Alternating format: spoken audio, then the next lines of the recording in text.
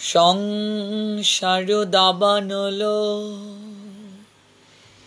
লিরলোক ত্রাণায়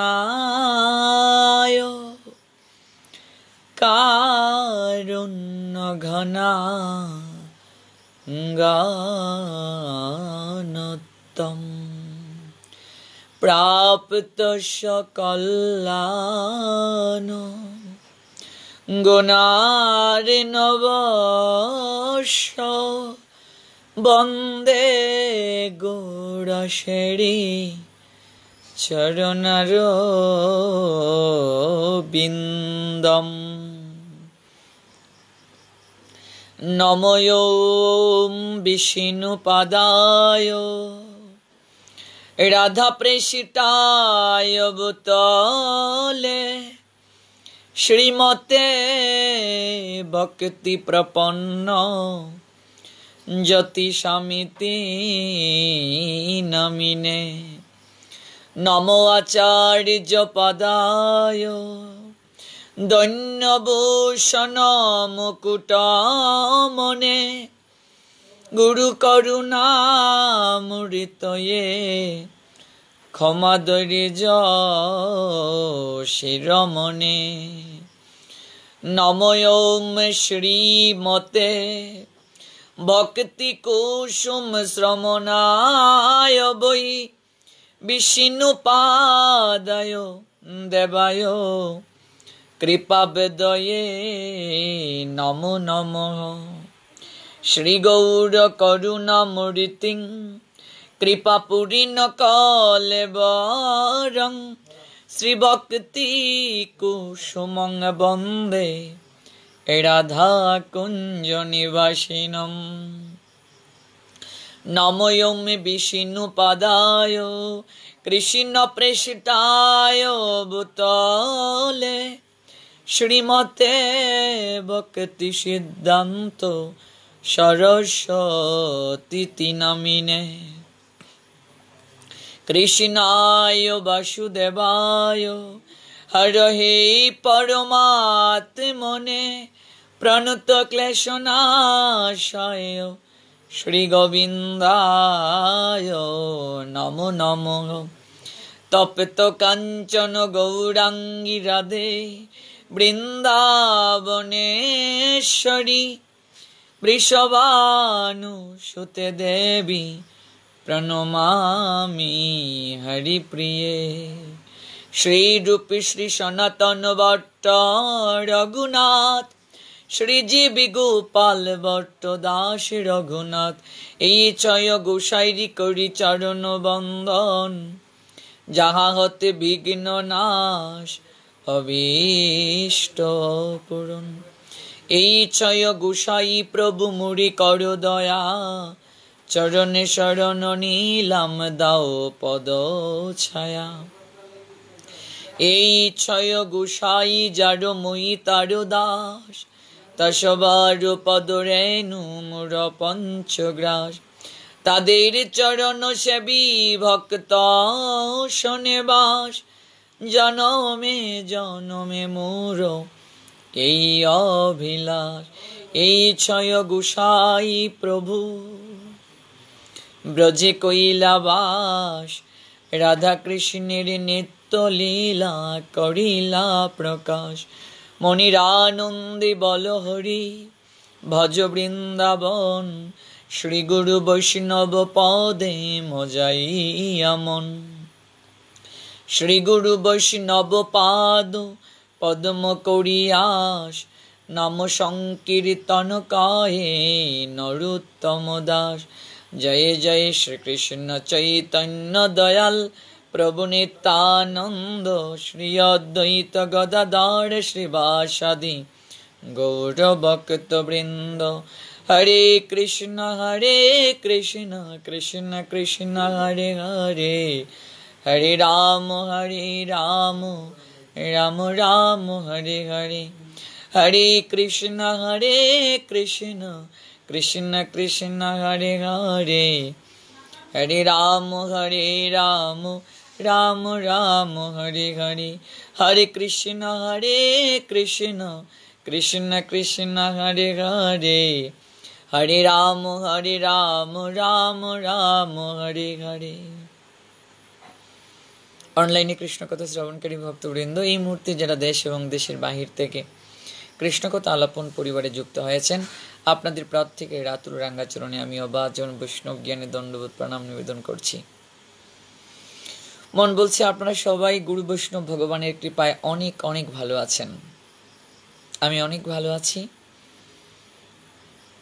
এবং আপনাদের সঙ্গে যুক্ত হতে পেরে আরো অনেক ভালো লাগছে। ঠিক মতো শোনা যাচ্ছে কিনা এবং স্পষ্ট দেখা যাচ্ছে কিনা একটু কমেন্টের মাধ্যমে জানাবেন। একটু হয়তো কালো কালো লাগছে, ঠিক মতো দেখা যাচ্ছে কিনা একটু জানাবেন এবং ঠিক মতো শোনা যাচ্ছে কিনা। ভক্তবৃন্দ, আপনারা এই লাইভটিকে সর্বোচ্চ সংখ্যক শেয়ার করুন।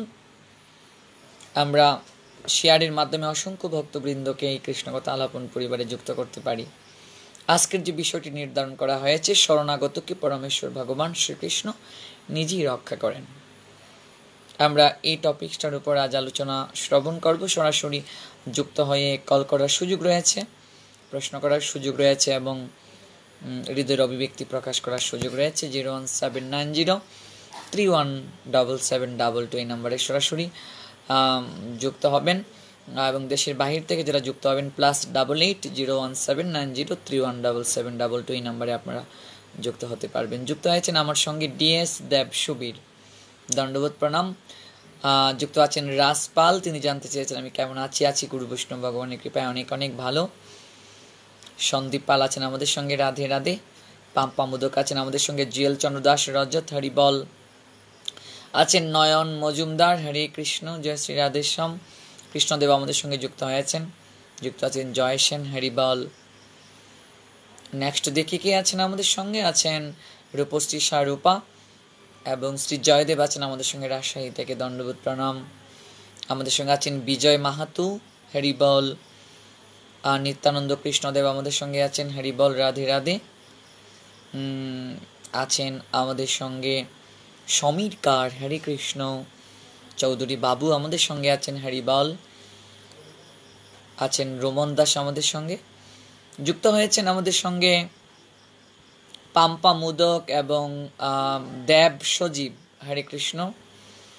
তাপস দত্ত আছেন, জয় নিতাই। আছেন আমাদের সঙ্গে সেন্টু কুমার, হরে কৃষ্ণ, জয় শ্রী রাধেশ্যাম।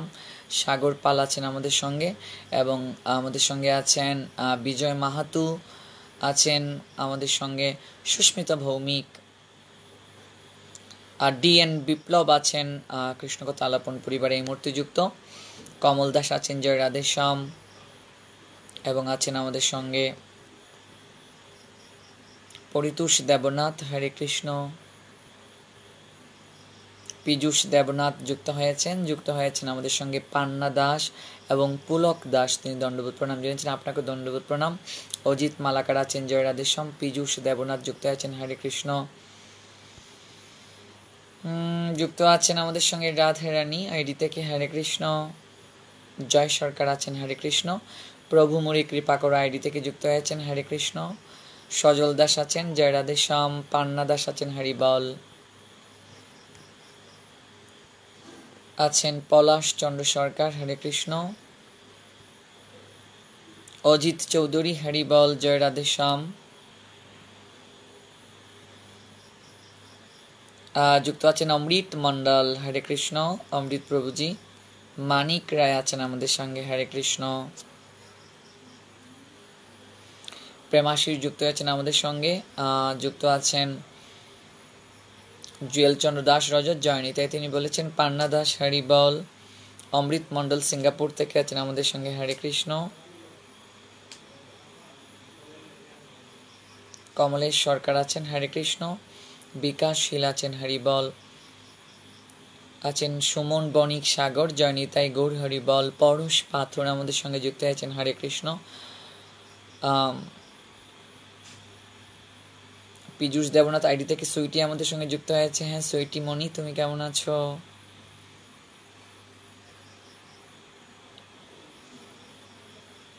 আছেন আমাদের সঙ্গে আলপনা মজুমদার, হরিবল। প্রকাশ সাকারি হরিবল। নিতাই পাল আছেন আমাদের সঙ্গে, হরে কৃষ্ণ। ধ্রুব রায় আমাদের সঙ্গে আছেন, হরে কৃষ্ণ। বাসা কোথায় জানতে চেয়েছেন? আমার বাসা হচ্ছে সিলেট বিভাগ, সুনামগঞ্জ জেলা, অদ্বৈত ভূমিতে। প্রান্ত সরকার দণ্ডবোধ প্রণাম জানিয়েছেন, আপনাকে দণ্ডবোধ প্রণাম। সুমন দেবনাথ হরিবল।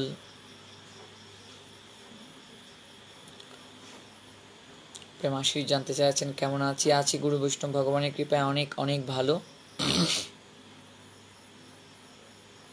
হরে কৃষ্ণ। এবং আছেন আমাদের সঙ্গে শিমুল পালে এই মুহূর্তে, জয় রাধে শ্যাম।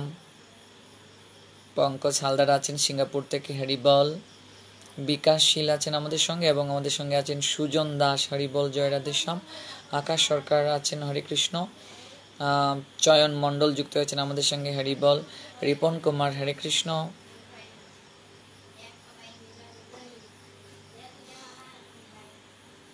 দাস পরেশ আমাদের সঙ্গে আছেন, সুমন পাল, রাধে রাধে। হ্যাপি দেব আমাদের সঙ্গে আছেন যুক্ত, দণ্ডবোধ প্রণাম জানিয়েছেন। রূপা তালুকদার যুক্ত হয়েছেন আমাদের সঙ্গে, হরে কৃষ্ণ। বিষ্ণুপ্রিয়া আছেন কক্সবাজার থেকে, জয় নিতাই গৌর, হরিবল। দুর্জয় কুমার লিটন, হরে কৃষ্ণ, যুক্ত হয়েছেন তিনি আমাদের সঙ্গে। শ্রীরাম কানাই দাস যুক্ত হয়েছেন, দণ্ডবোধ প্রণাম জানিয়েছেন তিনি। মনতলা প্রোগ্রামে দেখা হয়েছিল ওনার সঙ্গে, উনি বলেছেন হ্যাঁ নিশ্চয় চিনতে পেরেছি, দণ্ডবোধ প্রণাম আপনাকে। অমল বর্মন আছেন, দণ্ডবোধ প্রণাম জানিয়েছেন আমাদেরকে, আপনাকে দণ্ডবোধ প্রণাম।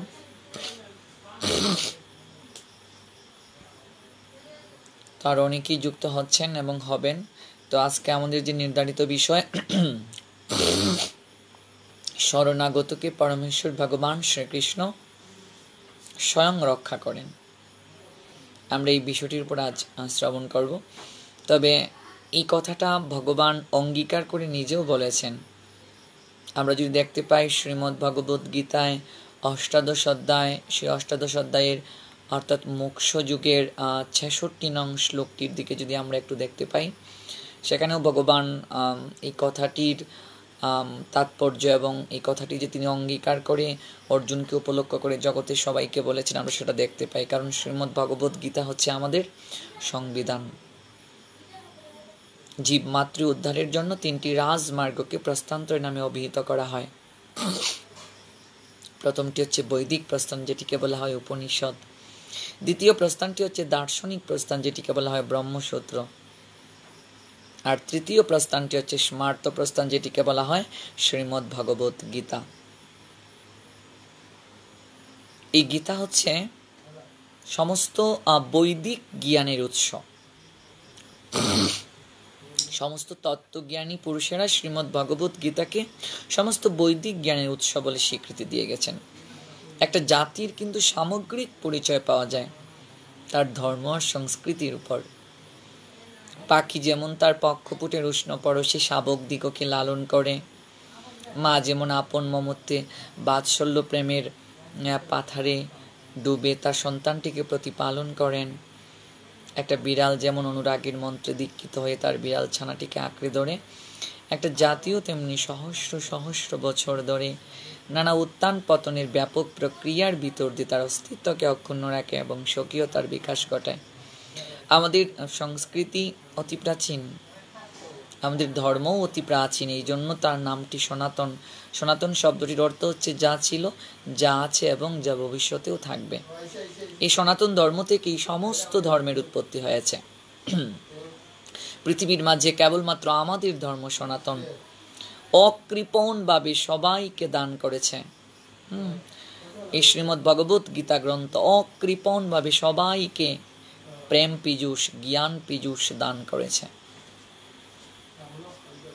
তো আমরা দেখতে পাই একটা জাতিও কিন্তু সহস্র সহস্র বছর ধরে নানা উত্থান পতনের ব্যাপক প্রক্রিয়ার ভিতর দিয়ে তার অস্তিত্বকে অক্ষুণ্ণ রাখে এবং স্বকীয়তার বিকাশ ঘটায়।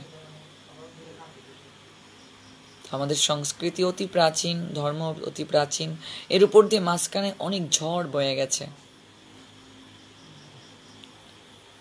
অনেক বৈদেশিক সভ্যতা শতাব্দীর পর শতাব্দীর উপর প্রভাব বিস্তার করেছে, কিন্তু সেসব বাধা বিপত্তি কাটিয়ে আমাদের সংস্কৃতি, আমাদের সভ্যতা আজও মাথা উঁচু করে দাঁড়িয়ে আছে। কারণ আমাদের সংস্কৃতি তথা সভ্যতা এমন এক সত্যের ভিত্তির উপর দাঁড়িয়ে আছে যে সব সময় সব যুগের চিন্তাধারার সামনে বুক ফুলিয়ে মাথা উঁচু করে দাঁড়িয়ে থাকতে পারে। আমাদের সংস্কৃতি, আমাদের সভ্যতা ধর্মের উপর প্রতিষ্ঠিত, আর আমাদের ধর্মটা সনাতন। এই সনাতন ধর্ম যে সত্যের উপর প্রতিষ্ঠিত সেটা হচ্ছে বেদান্তের সত্য। তো বেদান্তের সত্যের উপর আমাদের সনাতন ধর্ম প্রতিষ্ঠিত এবং পরিচালিত। তো সমস্ত তত্ত্বজ্ঞানী পুরুষেরা এই শ্রীমদ্ ভগবত গীতাকে সমস্ত বৈদিক জ্ঞানের উৎস বলে স্বীকৃতি দিয়ে গেছেন। যে শ্রীমদ্ ভগবত গীতায় ভক্তের জন্য ভগবানের প্রাণ কাঁদছে, দরদ দিয়ে রোগ নিরাময় করার চেষ্টা করেছেন ভগবান শ্রী গোবিন্দ। অপূর্ব মধুর কথা অর্জুন শুনেছেন মন প্রাণ দিয়ে, মুখে তার কোনো কথা নেই, কেবল দু একটা জিজ্ঞাসা ছাড়া। এই বিষাদগ্রস্ত রোগী 18 অধ্যায় শেষে অনুভব করেন তিনি সম্পূর্ণ সুস্থ। জীবনের বিশাল কর্মক্ষেত্রে আমরা সবাই পীড়িত, আমরাও বিষাদিত। আমাদের জন্য একটাই ঔষধ, এই শ্রীমদ্ ভগবত গীতার দিব্য বাড়িকে গ্রহণ করা, দিব্য বাড়িতে স্নাত হওয়া। এই শ্রীমদ্ ভগবত গীতাতে ভগবান স্বয়ং কথা বলছেন, নিজের মুখে জগৎজীবকে অঙ্গীকার করেছেন অর্জুনকে উদ্দেশ্য করে। তো আমাদের যে আজকের নির্ধারিত বিষয়, শরণাগতকে পরমেশ্বর ভগবান শ্রীকৃষ্ণ রক্ষা করেন। তিনি কথা দিয়েছেন শ্রীমদ্ ভগবত গীতার 18 অধ্যায়ের 66 নং শ্লোকে অর্জুনকে উপলক্ষ করে জগতের সবাইকে সর্বধর্মান পরিত্যাজ্য বলছেন, মাম একম শরণম ব্রজ অহম তাম সর্বপাপেভ্য মোক্ষয়াস্যামি মা শুচ। মোক্ষয়াস্যামি মা শুচ, এই অঙ্গীকার করেছেন তিনি শ্রীমদ্ ভগবত গীতার 18 অধ্যায় মোক্ষ যুগের 66 নং শ্লোকে। ভগবান বলছেন, পরমেশ্বর ভগবান শ্রীকৃষ্ণ বললেন, সকল প্রকার মনুধর্ম, এখানে ধর্ম বলতে বোঝানো হয়েছে মনুধর্ম, মনুকল্পিত ধর্ম পরিত্যাগ করে ভগবান বলছেন তুমি কেবলমাত্র আমার শরণ লও। পরমেশ্বর ভগবান কৃষ্ণ বললেন, সকল প্রকার ধর্ম, সর্বধর্ম ত্যাগ করে তুমি কেবল আমার শরণ নাও, আমি তোমাকে রক্ষা করব। আমি প্রতিজ্ঞা করে বলছি, ভগবান প্রতিজ্ঞা করে বলছেন, দেহের জাগতিক কাম, ক্রোধ, লোভ, মোহ, মদ, মাৎসর্য, অহংকার, কর্তৃত্ব, অভিমান, বিচার বুদ্ধি, কামনা, বাসনা সমস্ত কিছু পরিত্যাগ করে ভগবান তার শরণাগত হওয়ার কথা আমাদেরকে বলছেন। এবং বলছেন যদি কেউ আমার শরণাগত এইভাবে হয়, আমি তাকে সমস্ত পাপ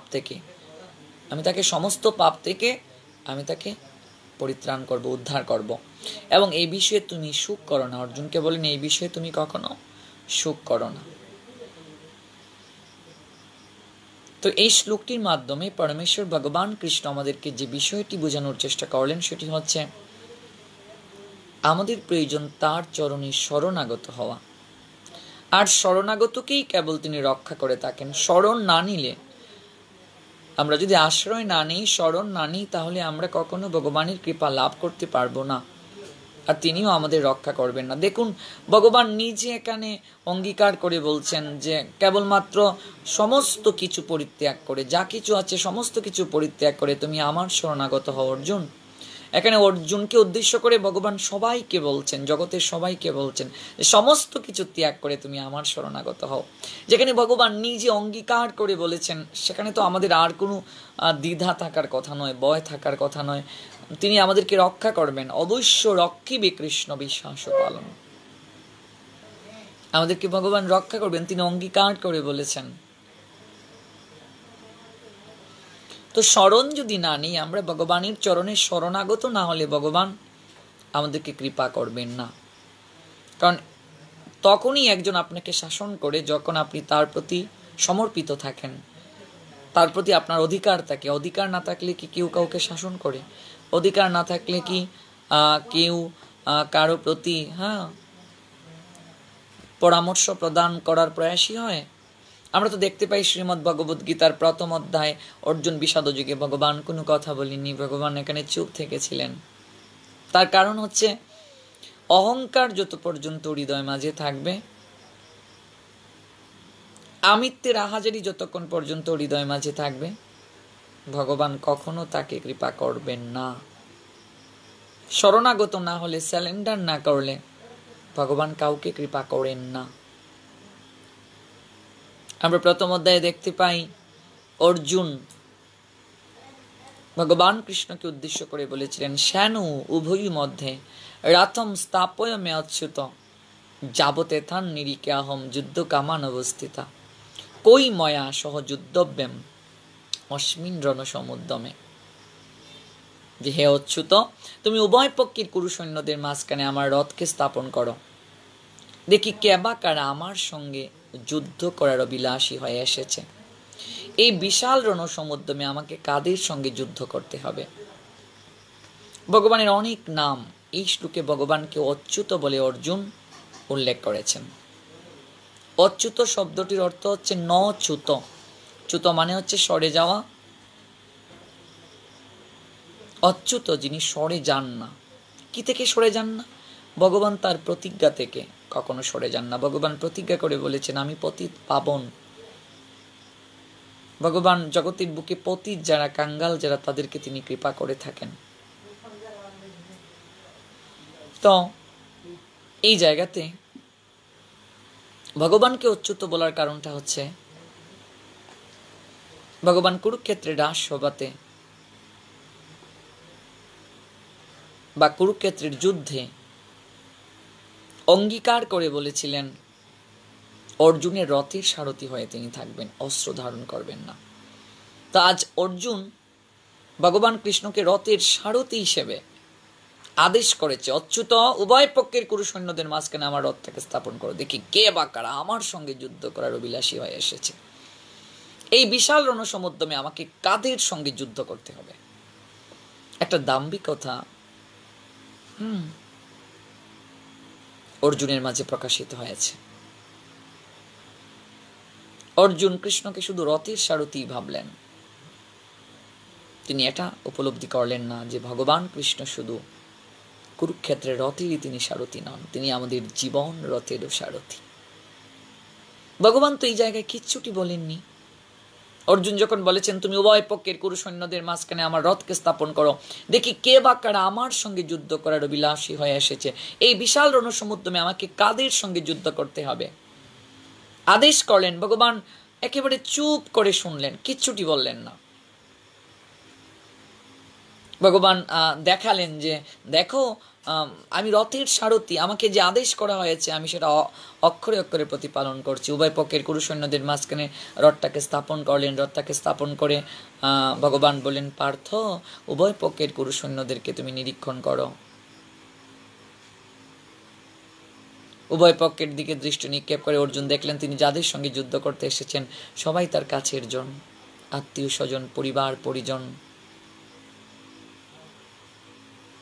অর্জুন আবেগে আপ্লুত হয়ে গেলেন, মোহাচ্ছন্ন হয়ে গেলেন। তো তখন তিনি বললেন যে মাধব, আমি যুদ্ধ করব না। আমি কাদের সঙ্গে যুদ্ধ করব? এই আত্মীয় স্বজন, পরিবার পরিজন বর্গ সবাইকে মেরে আমি রক্তে রঞ্জিত রাজ্যে বাস করতে চাই না, বরং বিজ্ঞানে নিজের জীবনকে আমি নির্বাহ করতে রাজি আছি, কিন্তু আত্মীয় স্বজনদের মেরে আমি রক্তে রঞ্জিত রাজ্যে বাস করতে চাই না। ভগবান কিচ্ছুটি বলেননি। শ্রীমদ্ ভগবদ গীতার প্রথম অধ্যায় অর্জুন বিষাদ যুগে কোথাও ভগবানের আপনি শ্লোক খুঁজে পাবেন না। তার কারণটা হচ্ছে,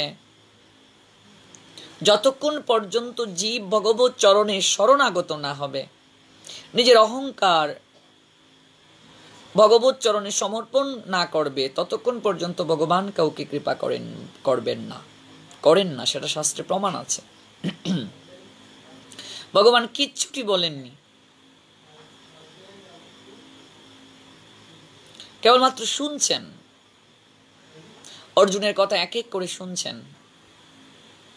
যদিও আমরা গীতার 2য় অধ্যায় সাংখ্য যুগের 2 নং শ্লোকে দেখতে পাই, তৎমা কস্মলমিদম বিষমে সমুপস্থিত মনার্য জুষ্টম স্বর্গম কীর্তিকারম অর্জুন।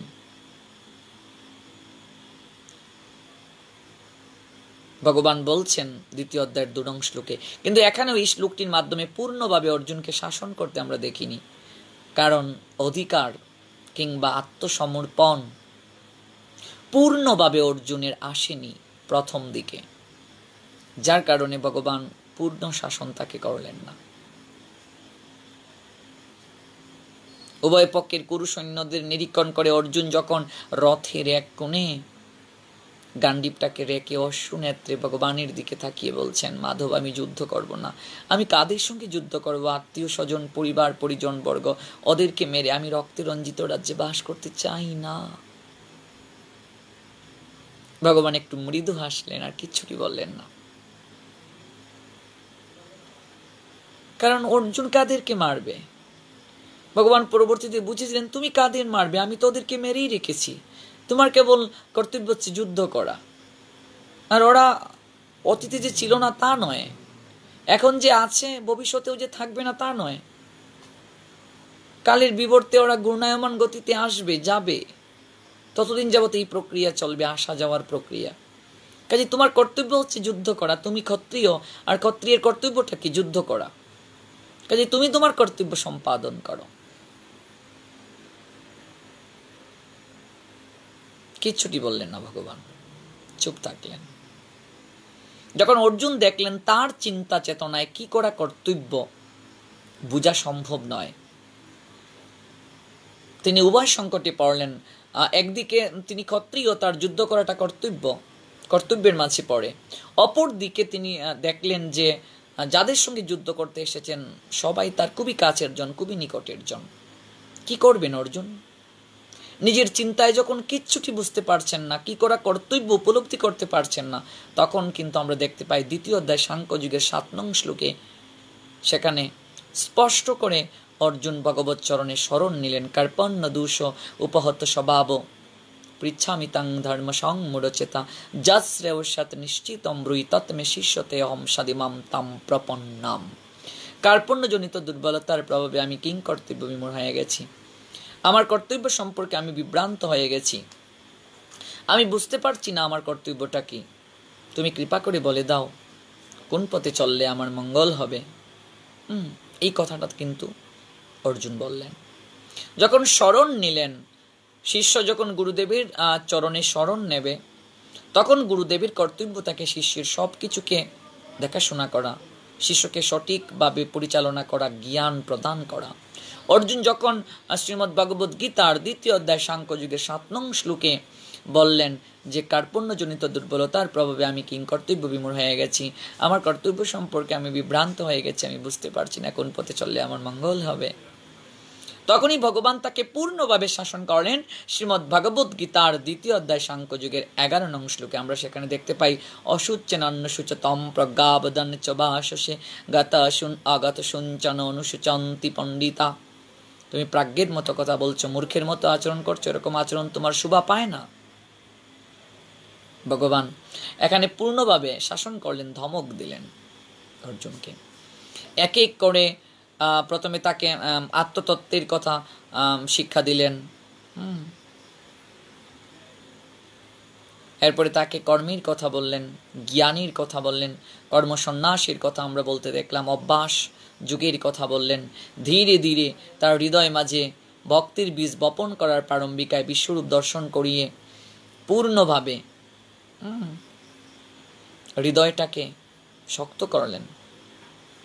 তারপর অষ্টাদশ অধ্যায় মুষ্ক যুগের 71 নং শ্লোকে এবং 72, 73 এই 3টা শ্লোক যখন আমরা দেখি, 72 নং শ্লোকে এসে ভগবান প্রশ্ন করলেন অর্জুনকে যে তুমি তোমার মূল সত্তায় অবস্থিত আছো কি?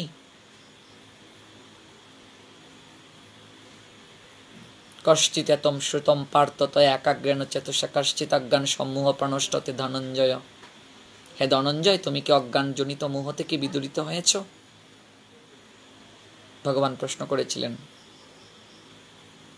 আমরা অষ্টাদশ অধ্যায় মুষ্কযুগের ৭৩ নং শ্লোকে দেখতে পাই অর্জুন উত্তর দিয়েছিলেন,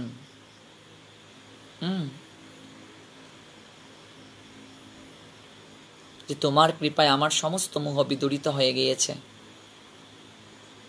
আমি যথাজ্ঞানে অবস্থিত আছি, তুমি এখন থেকে আমাকে যা বলবে আমি তাই পালন করব।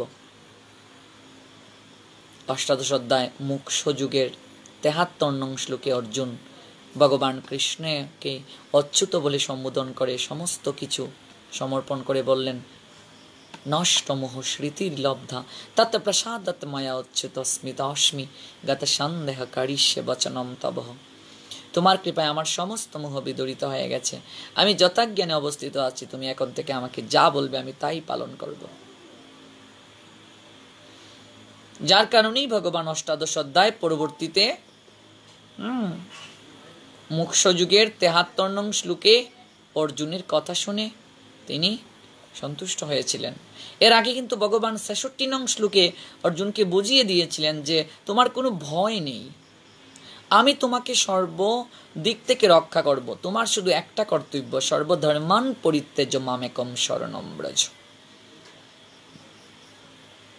তুমি সব কিছুকে পরিত্যাগ করো, পরিত্যাগ করে কেবল আমার শরণাগত হও।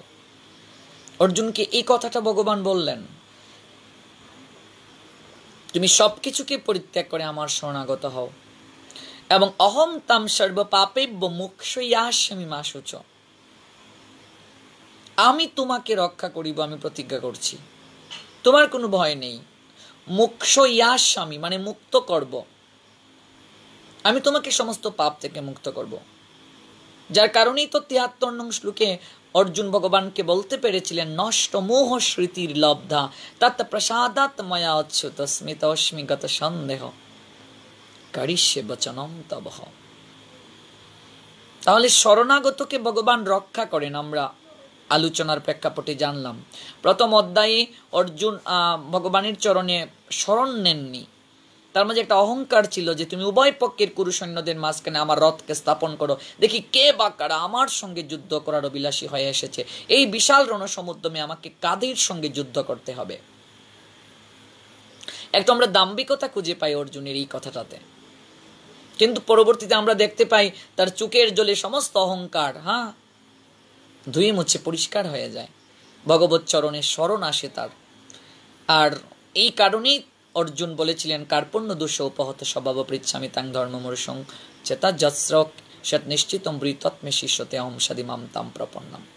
শ্রীমদ্ ভগবদ গীতার ২য় অধ্যায় সাংখ্যযুগের ৭ নং শ্লোকটা আমরা দেখতে পাই অর্জুনের শ্রীমুখে, কার্পণ্য দোষ উপহত স্বভাব পৃচ্ছামি তাং ধর্ম সংমূঢ় চেতা জাত শ্রেয় সাত নিশ্চিতম ব্রুহি।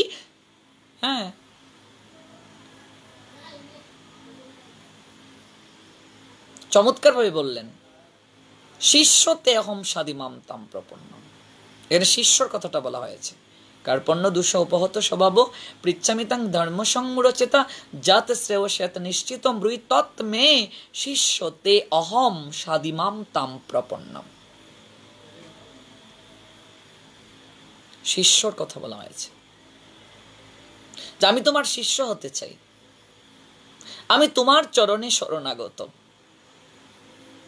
তুমি বলে দাও প্রভু কোন পথে চললে আমার মঙ্গল হবে। তাহলে কি আমার বলে আর কিছু থাকে? কেউ যদি ভগবানের কাছে সবকিছু সমর্পণ করে দেয়, সমঝিয়ে দেয় যে প্রভু আমার বলতে কিছু নাই, এই তুমি গৃহ যা দেখতে পাচ্ছ, সংসার যা দেখতে পাচ্ছ, স্ত্রী পুত্র কন্যা পরিবার পরিজন, এগুলো কোনো কিছুই আমার নয়, সবকিছুই তোমার, আমিও তোমার, আমিও তোমার প্রভু। আপনি যদি কাউকে সমস্ত দায়িত্ব অর্পণ করে দিয়ে দেন, তখন কি আপনার এত ভাবনা থাকে? আপনি এক জায়গায় যাবেন, আপনি রাস্তা চিনেন না, যে রাস্তা চিনে তার প্রতি যদি আপনি ডিপেন্ড করেন, সে আপনাকে নিশ্চয়ই পথ দেখিয়ে নিয়ে যাবে। সে আপনাকে পথ দেখিয়ে নিয়ে যাবে, স্পষ্টভাবে সেই আপনাকে পথ দেখিয়ে নিয়ে যাবে।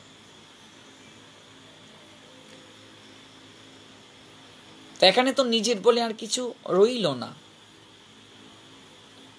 ওই সমর্পণটা হচ্ছে মুখ্য বিষয়। সংসারে আমরা মায়ার দ্বারা অপহৃত হওয়ার কারণে সবকিছুকে আমার আমার বলে দাবি করছি, এটা আমার বাড়ি, এটা আমার সংসার,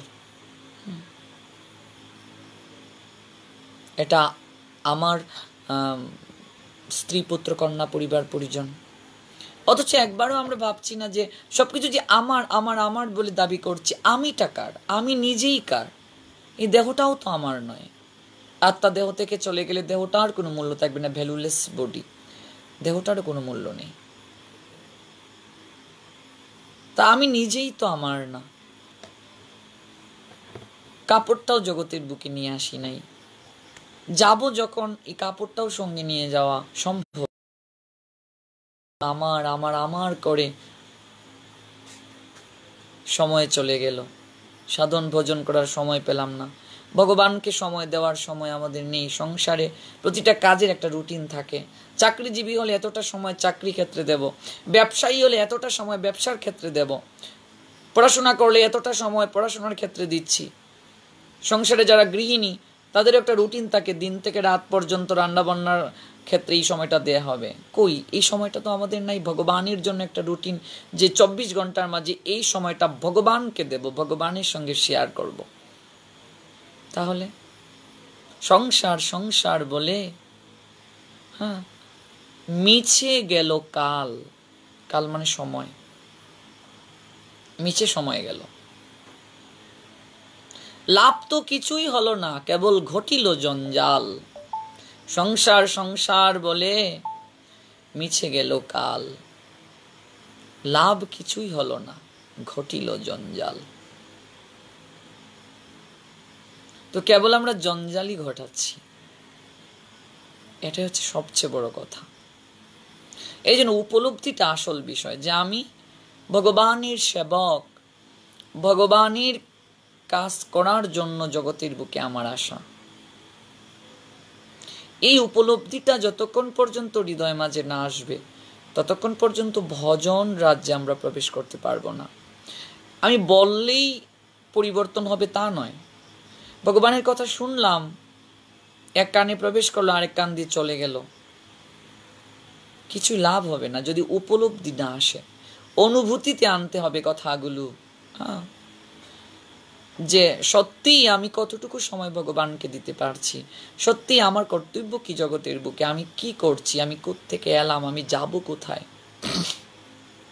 এই যে উপলব্ধি, সাধু সঙ্গ যখন আমরা করব, অনুভূতিতে এনে করব, উপলব্ধিতে আনবো কথাগুলো, তাহলে মুহূর্তের মাঝে জীবন পরিবর্তন হয়ে যাবে।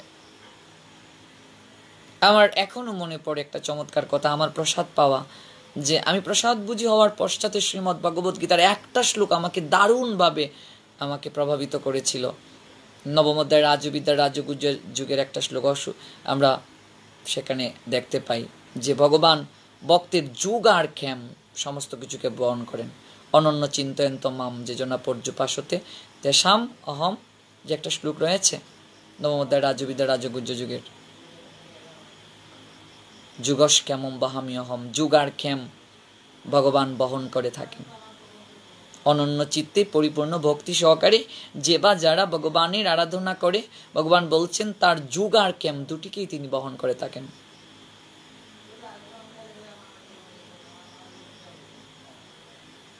অনন্য চিন্তয়ন্ত মাম যেজনা পর্যুপাসতে,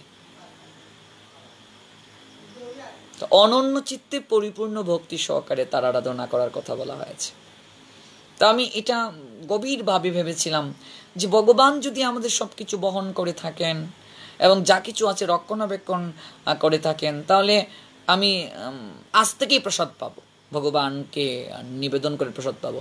কিন্তু আমি সকালবেলা যে আমি মনস্থির করলাম যে দুপুরে আর খাবো না, মাছ খাবো না, কিন্তু আমি তখনও ভাবিনি, যেহেতু আমি স্টুডেন্ট ছিলাম, তখনও মেসে থেকে পড়াশোনা করতাম, যে আমি দুপুরে গিয়ে খাবো কোথায়, আমি এটা ভাবিনি।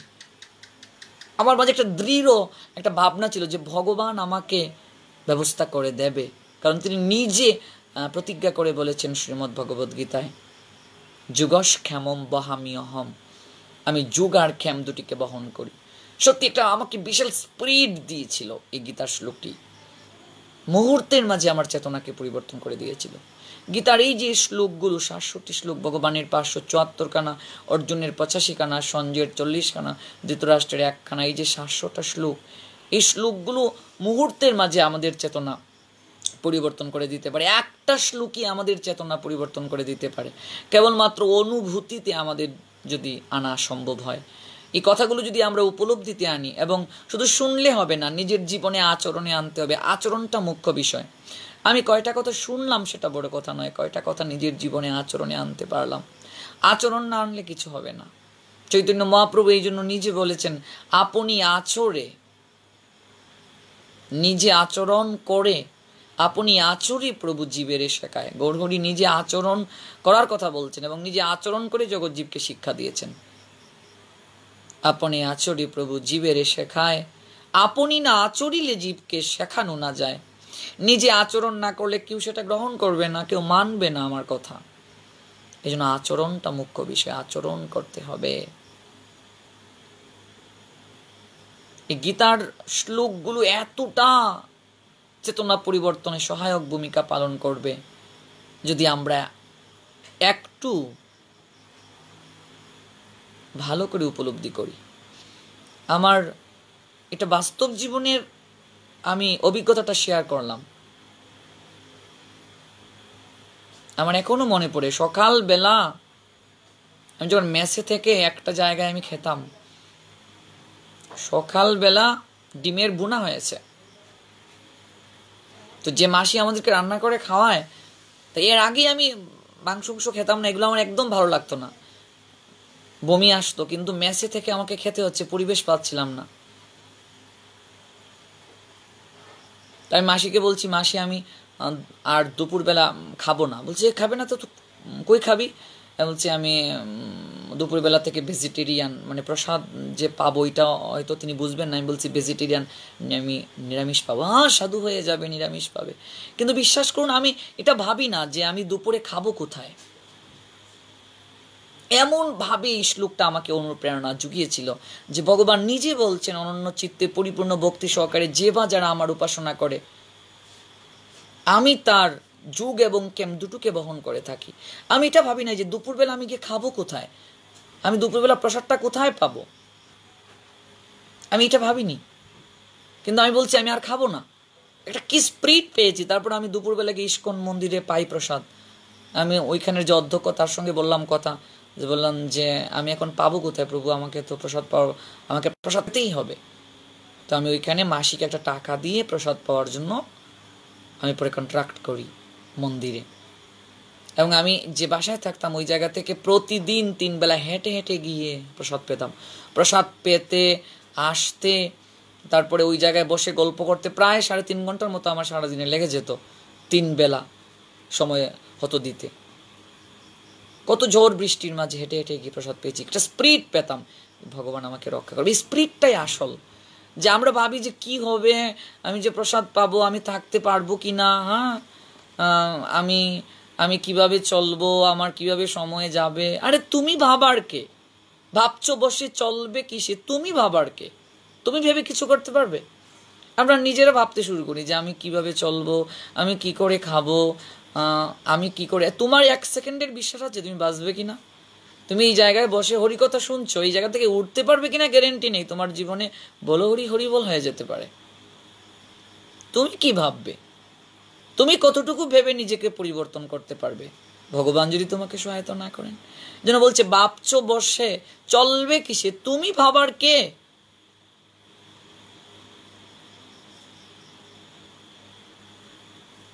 তোমার ভাবনা তিনি ভাববেন, তুমি ভাবো তাকে। তোমার ভাবনাটা তিনি ভাববেন, তুমি তাকে ভাবো। এর চেয়ে আর কি বড় সুযোগ হতে পারে? আমি যদি ভগবানকে ভাবি, ভগবান আমার ভাবনা ভাববেন। ভগবান আমার ভাবনা ভাববেন আমি যদি ভগবানকে ভাবি। তিনি নিজেই তো বললেন, অহম তাম সর্ব পাপেভ্য মোক্ষয়াস্যামি মা শুচ। আমি সমস্ত পাপ থেকে তোমাকে মুক্ত করব। হ্যাঁ, মোক্ষয়াস্যামি মা শুচ। তুমি সুখ করো না, তোমার কোনো চিন্তা নেই। তোমার কর্তব্য কেবল তুমি আমার চরণে শরণাগত হও। সবকিছু পরিত্যাগ করে তুমি আমার চরণে শরণ নাও। ভগবান বলেন, সর্বধর্মান পরিত্যাজ্য মাম একম শরণম ব্রজ। সবকিছু পরিত্যাগ করো। এখানে ধর্ম বলতে মনোগত ধর্ম বলা হয়েছে। তুমি তোমার অহংকার, ক্রোধ, লোভ, লালসা, মোহ, মাৎসর্য যা কিছু আছে, জাগতিক ভাবনাগুলো সব কিছু তুমি ত্যাগ করে আমার প্রতি তোমার ভাবনাটা রাখো, ভগবান বলছেন। তাহলে আমি তোমাকে সমস্ত পাপ থেকে মুক্ত করবো, আমি তোমাকে দেখাশোনা করে রাখবো, তোমার জগতের বুকে যা কিছু আছে এগুলো রক্ষণাবেক্ষণ আমি করব, যা কিছু নাই আমি ব্যবস্থা তোমাকে করে দেব, তুমি কেবল আমার নির্দেশ মতো চলো। এতটা সুযোগ ভগবান দিয়েছেন, এত সুন্দর করে ভগবান আমাদেরকে বুঝিয়ে দিয়েছেন। দুর্ভাগ্য হচ্ছে আমরা তার কথা মানি না, আমরা তার আদেশকে পালন করি না, আমরা নিজেই কর্তা সেজে বসে থাকি। চিন্তা করে দেখুন তো, সংসারে আমি চিন্তা করছি আমি কি করে চলবো, আমার কি করে সংসারে আয় হবে, আমি কি করে সুখ পাবো, আমি কি করে আনন্দ পাবো। আমি নিজে যখন আমার চিন্তা করব নিজেরটা, তাহলে নিজেকে একাকিত্ব মনে হবে না? আর যখন আমার চিন্তাটা আরেকজনকে আমি শেয়ার করব, আরেকজনের কাছে দিয়ে দেব, আমার চিন্তা ভাবনাটা যখন আরেকজনের কাছে দিয়ে দেব, তখন তো আমার আর নিজের বলে কিছু থাকছে না। আমার চিন্তা ভাবনা সমস্ত ভগবানের উপর আমি দিয়ে দিয়েছি যে ঠাকুর তুমি সব দেখো, প্রভু আমার বলে কিছু নেই, প্রভু এই সংসারের যা কিছু আছে সব কিছু তোমার, তোমার সংসারের দায়িত্ব তোমাকে দিলাম, তোমার স্ত্রী, পুত্র, কন্যা, পরিবার পরিজন, ওদেরকে তুমি কিভাবে ভালো রাখবে সেটা তুমি ভালো করে জানো, আমি কেবল তোমার আজ্ঞাবাহী সেবক, তোমার ইচ্ছাতে সব কিছু হচ্ছে, আমি কিছু জানি না প্রভু, আমি যেন অন্তিম পর্যন্ত তোমার আদেশকে প্রতিপালন করতে পারি, আমি যেন অন্তিম পর্যন্ত তোমার আদেশকে প্রতিপালন করতে পারি প্রভু, কেবল আমাকে এই কৃপাটা বর্ষণ করো। এটা সংসারের প্রত্যেককে ভাবতে হবে, আর ওই ভাবনাটার জন্যই আমাদের সাধু সঙ্গ করতে হবে।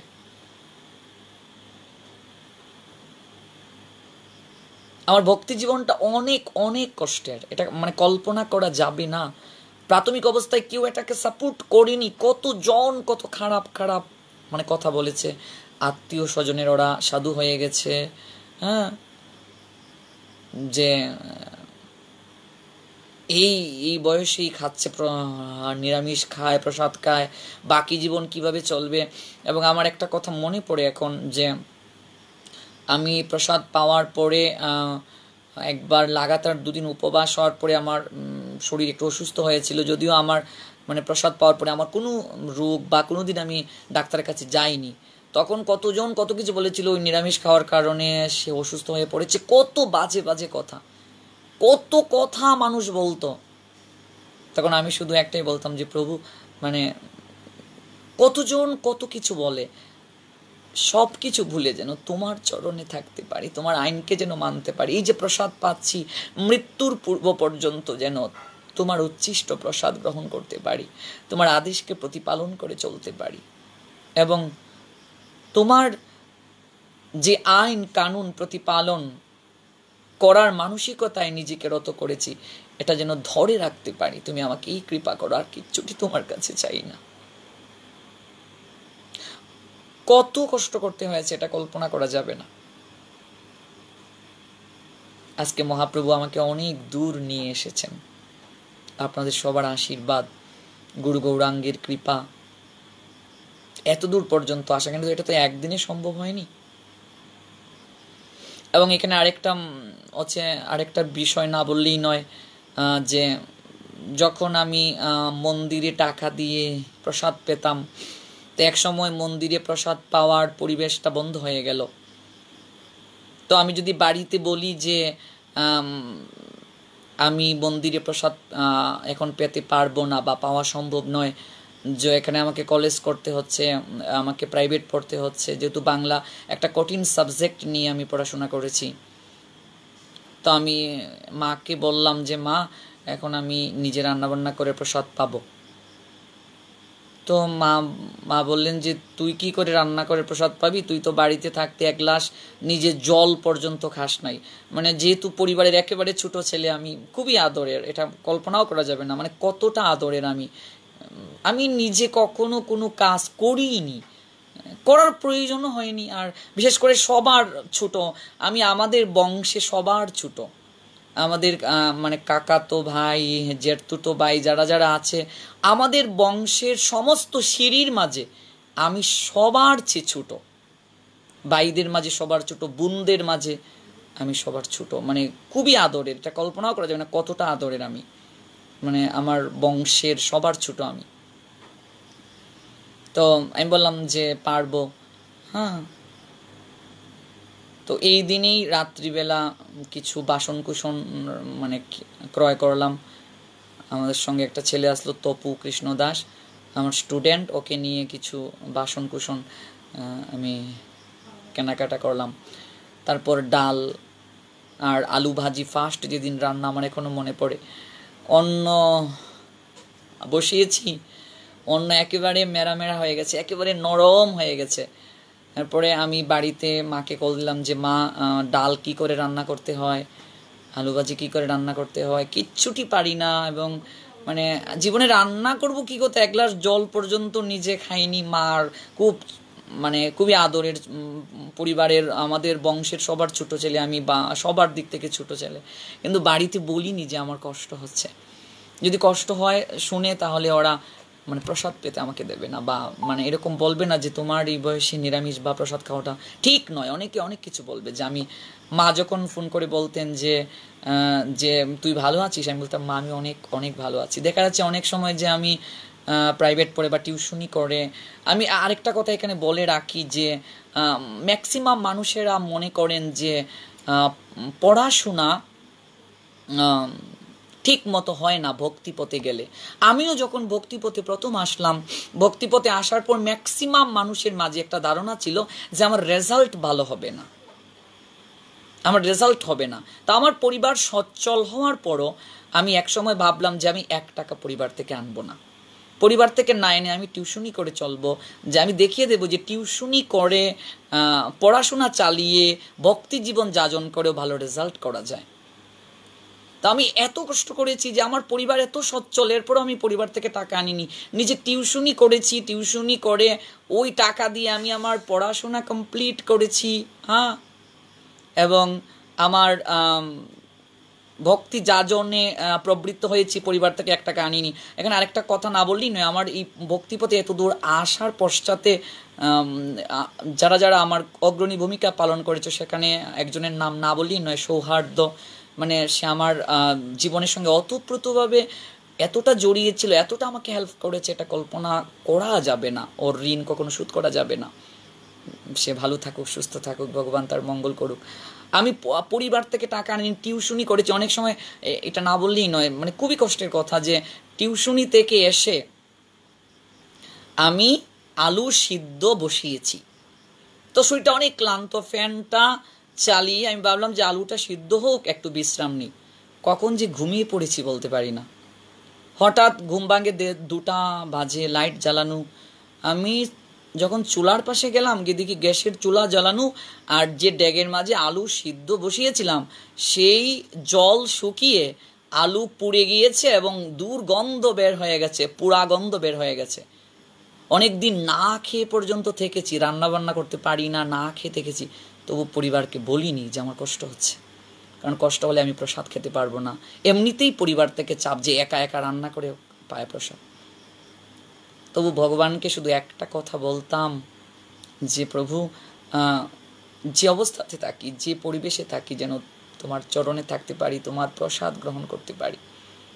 মানে এটা বলার অপেক্ষা রাখে না। নিজে রান্না করা, টিউশনি করা, এরপরে হচ্ছে কলেজ করা, প্রাইভেট পড়া, হ্যাঁ, এরপরে হচ্ছে ভক্তিক্ষেত্রে সময় দেওয়া, এরপরেও মানে ফার্স্ট ক্লাস আমার রেজাল্ট হতো। মনে হয় যেন ভগবানই নিজে মানে কৃপা করে আমায় এই সুযোগটা দিতেন। সবচেয়ে একটা বড় পাওয়া। আমি মাকে ফোন করে বলতাম যে মা, ওই আমি সয়াবিন রান্না করব, মানে কতটুকু হলুদ দিতে হয়, লবণ দিতে হয়। অন্নটা তো রান্না করতেই পারতাম না, প্রতিদিনেই একেবারে নরম, যেটা নরম অন্ন আমার জীবনে, আমি এটা এত আমার কাছে বিরক্তি করছিল যে নরম অন্ন আমার একদম পছন্দ নয়। কিন্তু কত নরম অন্ন রান্নাই করতে পারতাম না। ধীরে ধীরে ধীরে ধীরে অভ্যাস হয়েছে এবং এগুলোই ভগবানকে দিয়ে পেতাম। কিন্তু আমি বাড়িতে কোনো দিন বলিনি। বাড়িতে এত সচ্ছল পরিবার, একমাত্র ছেলে আমি, এরপরেও কিন্তু আমি বলছি যে দেখো, বা আমি খুবই খুবই একটা ব্যক্তিত্ব সম্পন্ন মানুষ। আমি চাই যে না, আমার মানসিকতাটা আমি ধরে রাখবো। আমি বলছি তোমরা যে বলছো যে ভক্তি লাইফে আসলে পরে পড়াশোনা ভালো হয় না, আমার রেজাল্ট যদি ভালো হয় তাহলে তো তোমরা কোনো কথা বলতে পারবে না। বাবা একটা কথা আমাকে বলতেন, তোমার রেজাল্ট যদি ভালো থাকে তুমি ভক্তি যাজন করো, তাতে আমাদের কোনো বাধা নেই। এলাকার কত মানুষ গিয়ে বাবাকে বলতো তোমার ছেলে সংসারে থাকবে না, তোমাদেরকে দেখবে না, তোমাদেরকে খাওয়াবে না, তোমার ছেলে সংসার ছেড়ে যাবে চলে। আমি তো বলতাম যে আমি কেন তোমাদেরকে ছেড়ে যাব, একমাত্র তোমার ছেলে সংসারে থাকবে না। অনেকে অনেক কিছু বলে বাবাকে মন ডাইভার্ট করে ফেলতো, মাকে অনেক কিছু বলতো, খারাপ খারাপ বলতো কথা যে তোমার ছেলে থাকবে না।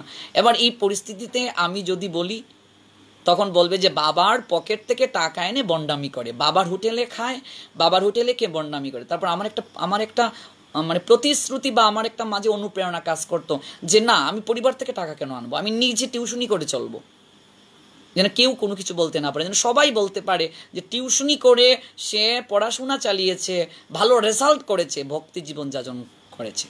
এই জন্য আমি সবাইকে বলি কৃষ্ণ ভক্ত অলরাউন্ডার হয়, কৃষ্ণ ভক্ত সব দিক থেকে চতুর হতে হবে।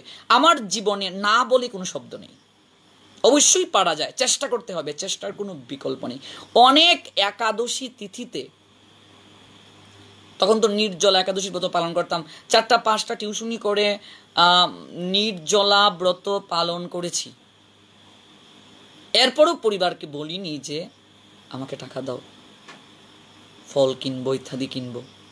কারণ হচ্ছে ওইগুলো যদি বলি তখন তারা বলবে হ্যাঁ তুমি কষ্ট করছো, তুমি আমাদেরকে বলো না তোমার কেন কি প্রয়োজন আছে এগুলো করার। আমি বলিনি, আমি জানি যে ভগবান একটা ব্যবস্থা করবে। তাহলে চিন্তা করে দেখুন, ইচ্ছা শক্তিটা আসল, ইচ্ছা শক্তিটা খুবই গুরুত্বপূর্ণ। আমাদের ইচ্ছা শক্তিটা স্লো হয়ে গেছে। আর ভগবানের কাজ করলে ভগবান অবশ্যই দেখবে রেজাল্ট ভালো হয়েছে, সবাই খুশি যে এই এত রেজাল্ট, সারাক্ষণ ধর্ম নিয়ে থাকে এরপরে এত ভালো রেজাল্ট কি করে হয়। সব মহাপ্রভুর ইচ্ছা, সব ভগবানের কৃপা। এই জন্য কৃপাটা আমাদেরকে ধরে রাখতে হবে। আর এটা হচ্ছে ভগবানের চরণে শরণাগতিটাই আসল। আর আমরা এত ভালো পরিবেশে থেকে আমরা হরিনাম জপ করি না, একাদশী ব্রতটা করি না। মানে একটা কথা না বললেই নয়, আমি আবারও বলছি যে নিজের ব্যক্তিত্বটাকে প্রমাণ করতে গিয়ে আমি এই কার্যগুলো করেছি। পরিবার সচ্ছল হওয়ার পরও আমি পরিবার থেকে টাকা আনিনি। অনেক একাদশী তিথিতে যে কোনো কিছু কেনার পর্যন্ত টাকা ছিল না আমার কাছে, শুধু জল খেয়ে থেকেছি। এরপরও পরিবারকে বলিনি, যদি পরিবারকে বলি তারা ভক্তি যাজনে যদি বাধা দেয়, শুধু জল খেতে গেছি যে আজকে কিছু নেই, টাকা নেই, জল খেতে গেছি। তবু পরিবারকে বলিনি যে যদি তারা যদি এমনিতেই অনেক মানুষ এসে বাবা মায়ের মনকে বিষিয়ে দিচ্ছে, একমাত্র ছেলে পড়াশোনা রেখে এগুলো কি করে, বন্ডামি করে। কারণ আমাদের সমাজে তো তিলক দিলেই সমস্যা, একটু মালা জপ করলেই সমস্যা। আমরা এমনিতে ছেলে যদি সিগারেট খায়, মদ খায়, গাঁজা খায়, কোনো সমস্যা নাই। ছেলে যদি একটু গলায় তুলসীর মালা ধারণ করে, যদি কপালে একটু তিলক দান করে, ধুতি পরে, তাহলেই ছেলে সংসারে থাকবে না, ছেলে ভালো নয়, এই না সেই নয়, মা বাবাকে খাওয়াবে না, এই না, কত কিছু করে। কিন্তু আমার একটা বিশ্বাস ছিল ভগবান আমার ভালো রেজাল্ট করাবে। কত কষ্ট করেছি এটা কল্পনা পর্যন্ত করা যাবে না। তো বিশ্বাসটা আসল এবং শরণাগতিটা আসল। ভগবানের চরণে শরণাগতিটাই সবচেয়ে ইম্পর্ট্যান্ট। আর আমার একটা বিশ্বাস ছিল যে ভগবান নিশ্চয়ই আমাকে ব্যবস্থা করে দেবে। এই জন্য রেজাল্ট ভালো হয়েছে। ভক্তি যাজনে যে বাধা ছিল, বাধাগুলো আমার জীবনে আসেনি। মা বাবা পরবর্তীতে আমাকে প্রচুর পরিমাণ হেল্প করেছে, কারণ আমার কথা কাজে সব ঠিক। আমি টাকা পর্যন্ত আনিনি, আমি নিজে টিউশনি করে দেখিয়ে দিয়েছি, দেখো টিউশনি করেও ভালো রেজাল্ট করা যায়। 24 ঘন্টার মাঝে সর্বোচ্চ সময় ভগবানকে দিয়েও ভালো রেজাল্ট করা যায়। তাহলে তোমরা আমাকে বাধা কেন দেবে? আমি তো রাস্তার মোড়ে দাঁড়িয়ে ইপটিজিং করছি না, আমি তো মদ খাচ্ছি না, গাঁজা খাচ্ছি না, আমি তো সিগারেট খাচ্ছি না, আমি তো মেয়েদেরকে নিয়ে ফিল্ডিং মারছি না। তাহলে আমাকে কেন বাধা দেবে? আমি তো ভালো পথে আছি, ভক্তি যাজন করছি, আমি দেখিয়ে দিয়েছি ভালো রেজাল্ট করা যায়, ধর্ম যাজন করেও ভালো রেজাল্ট করা যায়। এবং টিউশনি করে, প্রাইভেট পড়ে, নিজে কলেজ করে, সমস্ত কিছু করেও ভালো রেজাল্ট করা যায়, ভগবানকে ডাকা যায়। একটা পরিবারকে দেখিয়ে দিয়েছি আমি, যার কারণে পরিবার আমাকে নিয়ে গর্ব করেছে, না এটা অবশ্যই। এই জন্য চেষ্টার কোনো বিকল্প নেই। এবং বিশেষ করে আমাদের শরণাগতিটাই ভগবানের প্রতি সবচেয়ে গুরুত্বপূর্ণ। অবশ্য রক্ষিবে কৃষ্ণ, এই শরণাগতিটা আমাদের সবচেয়ে গুরুত্বপূর্ণ ভাবনায় আনতে হবে। ভগবান নিজেই বলেছেন যে শরণাগতকে তিনি নিজ থেকে রক্ষা করেন। আমরা দেখতে পাই যে কুরুক্ষেত্রের রাজসভায় দ্রৌপদীর যখন বস্ত্র হরণ করা হচ্ছিল, দুর্যোধন, দুঃশাসন সবাই মিলে যখন দ্রৌপদীর বস্ত্র টানছিল, দ্রৌপদী তখন আর্তনাদ করছিল ভগবানের কাছে, গোবিন্দ তুমি আমায় রক্ষা করো। রুক্মিণী গোবিন্দকে বলেছিলেন, ওহে প্রিয়, তুমি যাকে সখী বলে ডাকো, যে তোমার সখ্য প্রেমের ভক্ত, সে আজ সম্ভ্রম রক্ষার জন্য তোমার কাছে প্রার্থনা করছে, তুমি কেন তাকে কৃপা করছো না প্রভু? ভগবান বলেছেন, আমি তো দ্রৌপদীকে কৃপা করতেই চাই, আমি তো দ্রৌপদীকে রক্ষা করতেই চাই, কিন্তু দ্রৌপদী তো পূর্ণ কৃপা নিতে চায় না, সে কৃপা নিতে চায় না, সে কৃপা নিতে চায় না। আমার প্রতি তার পূর্ণরূপে বিশ্বাস নেই, পূর্ণ বিশ্বাস নেই আমার প্রতি তার। তার যদি পূর্ণরূপে আমার প্রতি বিশ্বাস থাকতো, সে দুহাত তুলে আমাকে ডাকতে পারতো, আত্মসমর্পণ করতে পারতো। কেউ যদি নিজের বলে কিছু রাখে, আমাকে কিছু দেয়, আমি কখনো তাকে কৃপা করি না। সে এক হাতে নিজেই বস্ত্রকে সামলাচ্ছে, আরেক হাতে আমাকে ডাকছে, তাহলে আমি কি করে তাকে রক্ষা করতে পারি? কেউ যদি নিজের বলে কিছু রাখে আর আমাকে কিছু দেয়, আমি তাকে কখনো কৃপা করি না। আমরা তো নিজের জন্য কিছু রাখি আর ভগবানকে দেই কিছু। ভগবানকে পুরোটা আমরা দেই না। বাজার থেকে ফল এনেছি, আমার ছেলের জন্য কয়টা রাখলাম, ঠাকুরের জন্য একটা রাখলাম, সবকিছুই তো ঠাকুরের জন্য। তারপর প্রসাদ আমি গ্রহণ করব, ভগবানের জন্যই তো সবকিছু। তো কেউ যদি নিজের জন্য কিছু রাখেন আর ভগবানকে কিছু দেন, ভগবান কখনো সন্তুষ্ট নন, ভগবান কখনো কৃপা করেন না। ভগবান বলছেন, দ্রৌপদীর পূর্ণরূপে আমার প্রতি বিশ্বাস নেই। তার যদি বিশ্বাস থাকতো, সে দুহাত তুলে আমাকে ডাকতে পারতো, দুহাত তুলে সমর্পিত হতে পারতো। সে এক হাতে নিজের বস্ত্রকে নিজে সামলাচ্ছে, আরেক হাতে সে আমাকে ডাকছে। যতক্ষণ পর্যন্ত জীব দুহাত তুলে আমার প্রতি শরণাগত না হয়, আমার প্রতি সমর্পিত না হয়, যে যখন থেকে জীব সমস্ত কিছু আমার চরণে সমর্পণ করে, পূর্ণরূপে নিজেকে আমার চরণে সঁপে দেয়, আত্মসমর্পণ করে, ঠিক তখনই আমি তাকে রক্ষা করি, কৃপা করে থাকি। দ্রৌপদী এক হাতে নিজের বস্ত্রকে নিজে সংকুলান করছে, নিজে এক হাতে বস্ত্রকে তুলে ধরছে, আর এক হাতে আমাকে ডাকছে। ওর তো আমার প্রতি পূর্ণরূপে বিশ্বাসই নেই। বিশ্বাস থাকলে দুহাত তুলে সে আমাকে ডাকতো। তাই আমি তো কখনো তাকে কৃপা করতে পারি না। যখন দ্রৌপদী দেখলেন তার পক্ষে আর নিজের হাতে বস্ত্রকে সংকুলান করা সম্ভব নয়, বস্ত্রকে সামলিয়ে রাখা সম্ভব নয়, যখন নিজে চেষ্টা করতে আমরা ব্যর্থ হয়ে যাই, তখন আমরা ভগবানের কাছে যাই যে ঠাকুর তুমি ছাড়া আর কেউ নেই, প্রভু তুমি ছাড়া আর কেউ নেই, হে ভগবান তুমি ছাড়া আর কেউ নেই। তখন আমরা ভগবানের চরণে শরণাগত হই। শরীরের যখন যৌবন শক্তি আর থাকে না, সংসারে সবার কাছে যখন অপদার্থ হয়ে যায়, পরিবারের সবাই যখন আর ভালোবাসে না, একেশ পাকে দন্ত নরে সম্বল হয় লাঠি, পুত্র পরিজন সকলে বলে জঞ্জাল মরলে বাঁচি, ওই সময়টা যখন আয়, তখন আমরা ভগবানের মন্দিরে গিয়ে মাথা ঠেকাই যে প্রভু তুমি ছাড়া কেউ নাই জগৎ সংসারে, তুমি আমায় রক্ষা করো। নিজের যৌবন শক্তিটা পর্যন্ত সংসারে ব্যয় করে, বিপথে কুপথে ব্যয় করে ভগবানের কাছে শেষের দিকে যাই, যখন আমি ঠিক মতো কথা বলতে পর্যন্ত পারি না, হরে কৃষ্ণ মহামন্ত্র পর্যন্ত জপ করতে পারি না, তখন আমি ভগবানের কাছে যাই। তো কি করে রক্ষা হবে ভগবান? কি করে আমাকে রক্ষা করবেন ভগবান? এটা সত্যিই দুঃখজনক। এই জন্য দেহ থাকিতে সবল, হরে কৃষ্ণ বল, অঙ্গ অবশৈলে লইতে পারবে না। দ্রৌপদী যখন দেখলেন নিজের হাতে তার বস্ত্র আর সামলিয়ে রাখা সম্ভব নয়, ঠিক তখনই তিনি দুহাত তুলে ভগবানের চরণে শরণাগত হয়েছিলেন। কৃষ্ণায় বাসুদেবায় হরহে পরমাত্মনে প্রণত ক্লেশনাশয় শ্রী গোবিন্দায় নমো নমঃ। যখন দুহাত তুলে ভগবানের চরণে শরণাগত হলেন, ভগবান তখন অনন্ত আকারে নিজেকে বস্ত্রের মাঝে সৃষ্টি করে দ্রৌপদীর সম্ভ্রমকে তিনি রক্ষা করেছিলেন। শরণাগতিটাই আসল বিষয়। আমার বাবা শিক্ষক ছিলেন, একজন আদর্শ শিক্ষক। তো ছোটবেলা বাবা একদিন আমাদেরকে প্রশ্ন করেছিলেন, আমিও বাবাকে একটা প্রশ্ন করেছিলাম, বাবা 93,000 সৈন্য সহ যখন পাকিস্তানি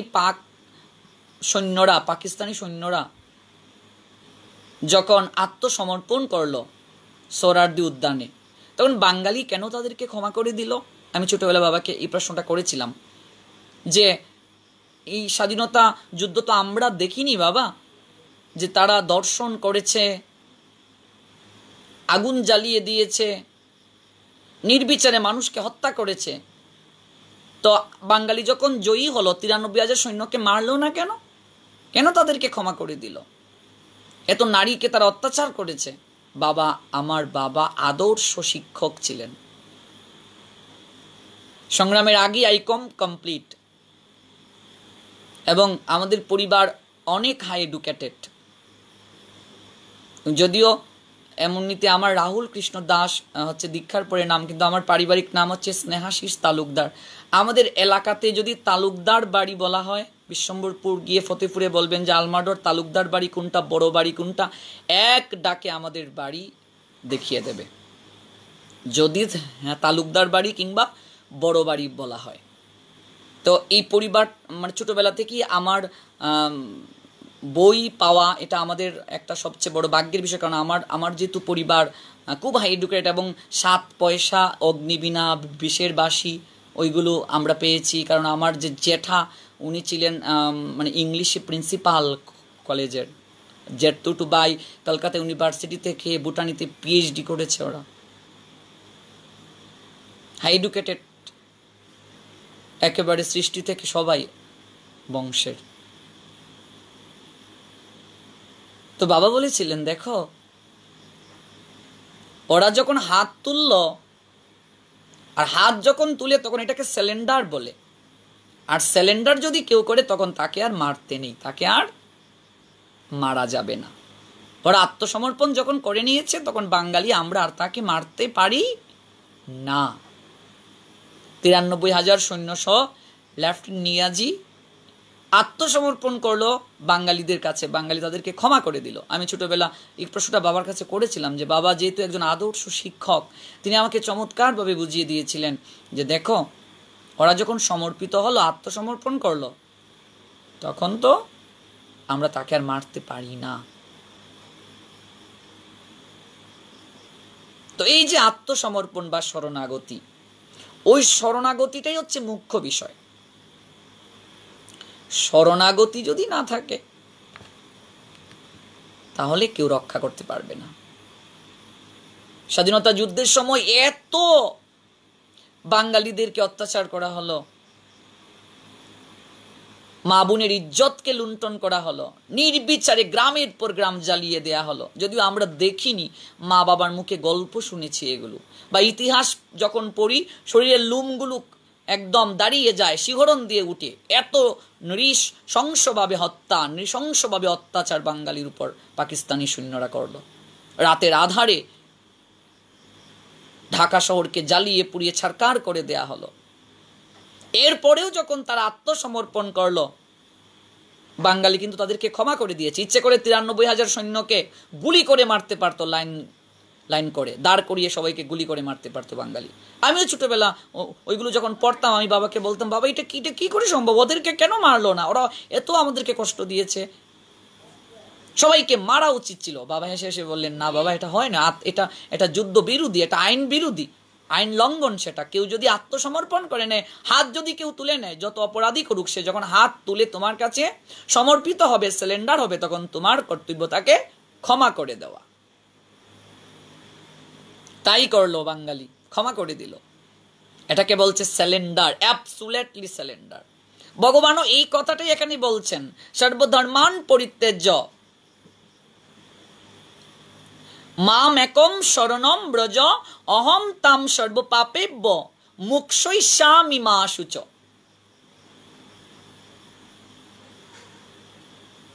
তুমি সব কিছু পরিত্যাগ করো, আমার চরণে শরণাগত হও, আমি তোমাকে সমস্ত পাপ থেকে রক্ষা করব, আমি তোমাকে সমস্ত পাপ থেকে রক্ষা করব, তোমার কোনো ভয় নেই, আমি প্রতিজ্ঞা করে বলছি। শরণাগত হও ভগবানের কাছে, সবকিছু সঁপে দাও, যে প্রভু আমার বলতে কিচ্ছু কি নাই, সবকিছু তোমার। ওই ভাবটা যদি আমরা আনতে পারি, জগতে আর কিচ্ছুটির প্রয়োজন নেই। ভগবান সবকিছু রক্ষা করবে, সবকিছু দেখাশোনা করবে।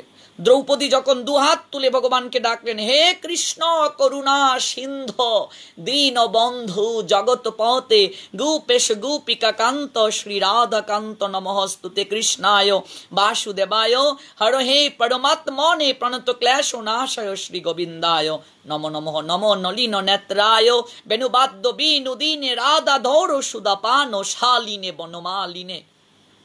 কোথায় তুমি গোবিন্দ, কোথায় দিনের বন্ধু, কোথায় করুণার সিন্ধু, কোথায় তুমি? আমার বলে আর কিচ্ছুটি নাই, তুমি কেবল পারো এখন আমার সম্ভ্রমকে রক্ষা করতে।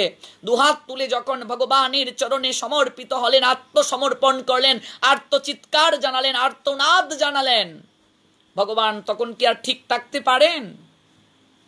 ভক্তের করুণার্তিতে ভগবানের হৃদয় পর্যন্ত দ্রবীভূত হয়ে যায়।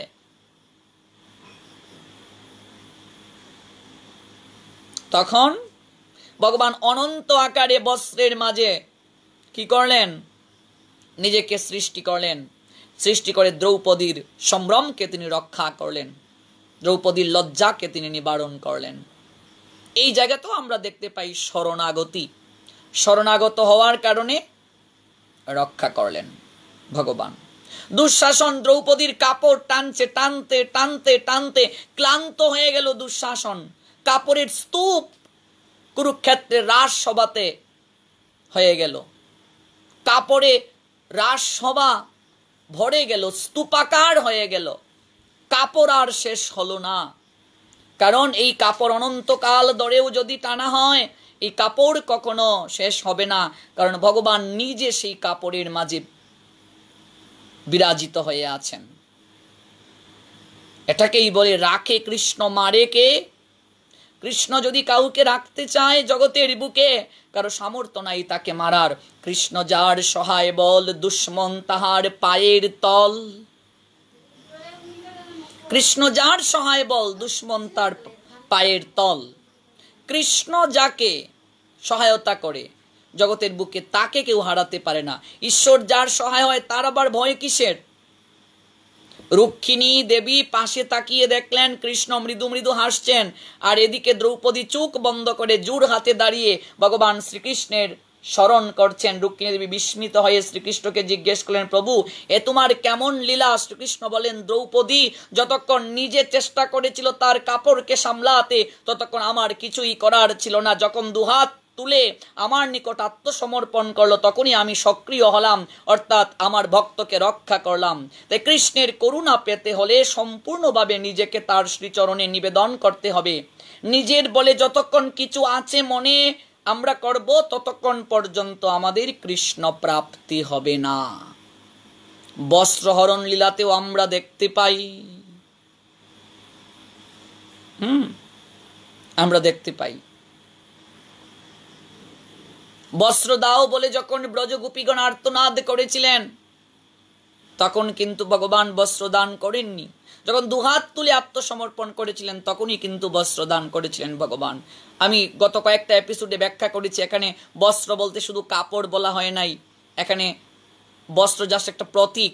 এখানে বস্ত্র হরণ মানে হচ্ছে কামনার দেহটাকে হরণ করা, কামনার বসন হরণ করে নিষ্কামতার বসনে সাজিয়ে দেওয়া ব্রজগোপীদেরকে। এরপরের লীলাটাই তো রাসলীলা। দেখি যতক্ষণ পর্যন্ত বিন্দু মাত্র কামনা থাকে ততক্ষণ পর্যন্ত কেউ রাসে অংশগ্রহণ করতে পারে না, এটা আমরা দেখতে পাই। তাছাড়া গৌর হরির লীলাতে আমরা দেখতে পাই জগাই মাদাই এতটা পাপী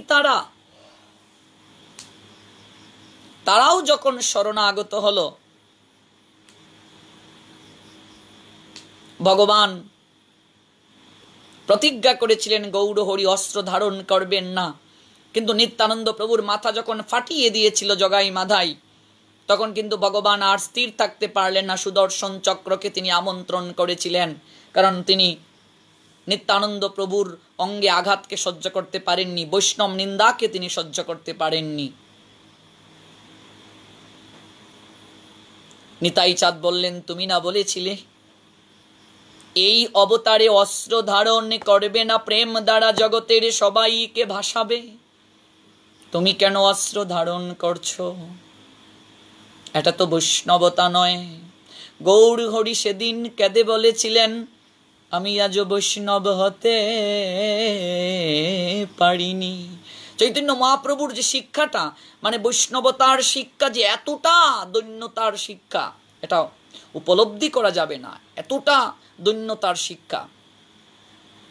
জগাই মাদাই দুজনেই পড়ল, প্রভু গো কৃপা করে ক্ষমা করে দাও, আমরা বুঝিনি, রারী ও ব্রাহ্মণ কুলে আমাদের জন্ম, এমন কোনো অখাদ্য কুখাদ্য নেই যে আমরা গ্রহণ করিনি। রমণী দর্শন থেকে শুরু করে সমস্ত কার্য আমরা করেছি। হেরে জগাই, জগতে সবাইকে যখন মেরেছি রে, ওরা তো মায়ের খেয়ে আরো মারতে আসে রে। হে কেমন দয়াল, মায়ের খেয়েও হাতে ধরে পায়ে ধরে বলে একবার মুখে হরি বল। নিতাই চাঁদ বলছিলেন, মারবে, মারো মারো আরো মারো, মারতে মারতে যদি দেহকে খণ্ড বিখণ্ড করে দাও, তাতেও আমার কোনো প্রতিবাদ হবে না, আমার কোনো দুঃখ থাকবে না। তোমরা শুধু মুখে একবার হরি বলো, একবার হরি বলো, কৃষ্ণ বলো, একবার মুখে কৃষ্ণ বলো, একবার মুখে তোমরা হরি বলো। পরিবর্তন হয়ে গেল। মেরেছিস কলসির কানা, তাই বলি কি প্রেম দেব না, মেরেছিস তাতে ক্ষতি নাই, সুমধুর মুখে একবার হরি বল ভাই। মেরেছিস কলসির কানা দিয়ে, আরো মার, তাতে কোনো ক্ষতি নেই, মুখে একবার মুখে হরি বল। মেরেছিস তাতে ক্ষতি নাই, সুমধুর মুখে একবার হরি বলো ভাই। মেরেছিস, আমার কোনো ক্ষতি নেই, আরো মার, কিন্তু মুখে একবার মুখে হরি বল। এই হরি নামই যে আমাদের পথের সম্বল, এই হরি নামই যে কেবল কৃষ্ণ নামই যে কেবল আমাদের সঙ্গে যাবে। জগাই বাঁধে অবাক হয়ে গেলেন, এ কেমন দয়াল। আমরা যাদেরকে মেরেছি এতদিন, ওরা তো মায়ের খেয়ে আমাদেরকেও মারতে আসে। এমন পাগল তো দেখিনি রে, এমন দয়াল তো দেখিনি যে মায়ের খেয়ে বলে আরো মারতে। তোদের হাতে ধরে বলি, তোরা একবার মুখে হরি বল, পায়ে ধরেও বলি, তাতেও তোরা একবার মুখে হরি বল। জগাই মাধাই পরিবর্তন হয়ে গিয়েছিল নিত্যানন্দ প্রভুর অহৈতুকী কৃপাতে। শরণাগত হলো তারা গৌর হরির চরণে। সুদর্শন চক্র আসলো ঠিকই, দয়াল নিতাই যখন বললেন তুমি তাদের ক্ষমা করে দাও, সুদর্শন চক্র আবার ফেরত গেল শরণাগতির কারণে। জগাই মাদাই পায়ে পড়ল। নিত্যানন্দ প্রভু বললেন, ওরে তোরা গঙ্গায় স্নান করে আয়, তোরা সুরধ্বনিতে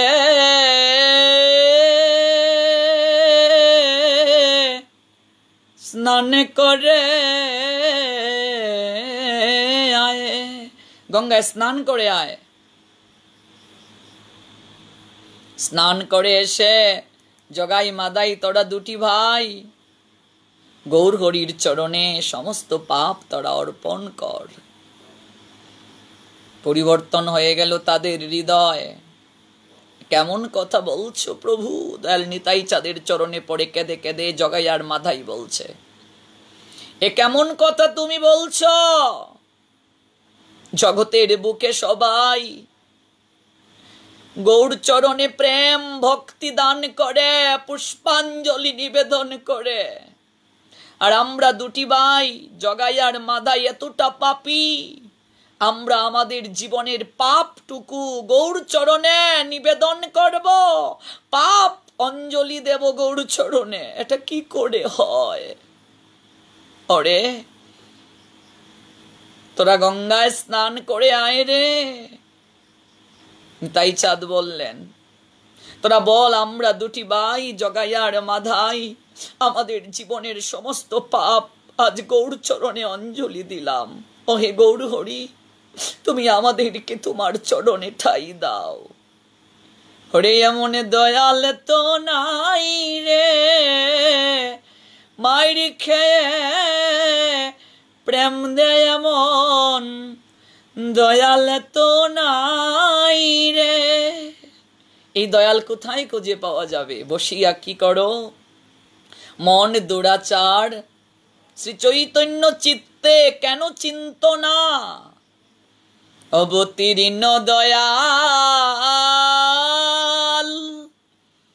এলেন নইদাপুরে,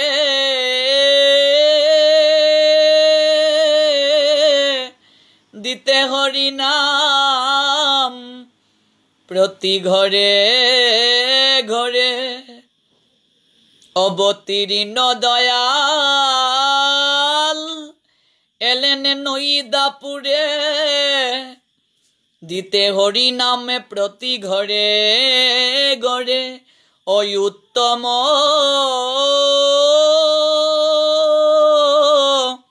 অদম সে যে এমন দয়াল না করে বিচার, আমার নিতাইরি মতো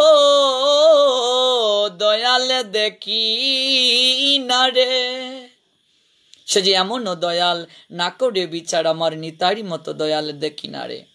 ভক্তবৃন্দ, কারেন্ট চলে গেছে, জানি না ঠিক মতো দেখা যাচ্ছে কিনা, কেবলমাত্র মোবাইলের একটা লাইট ধরে রেখেছে, হয়তো আর বেশিক্ষণ আলোচনায় থাকা যাবে না। তো বলছে, সে যে এমন দয়াল না করে বিচার, আমার নিতাইর মতো দয়াল দেখি না রে। যত কুভাবনা ছাড়ো অন্য কাম, দিবানিশি মুখে বলো হরি নাম। ও গেল দিন, ও গেল গনার দিন, অঙ্গ তাকিতে সবল হরে কৃষ্ণ বল, অঙ্গ অবশইলে লইতে পারবে না।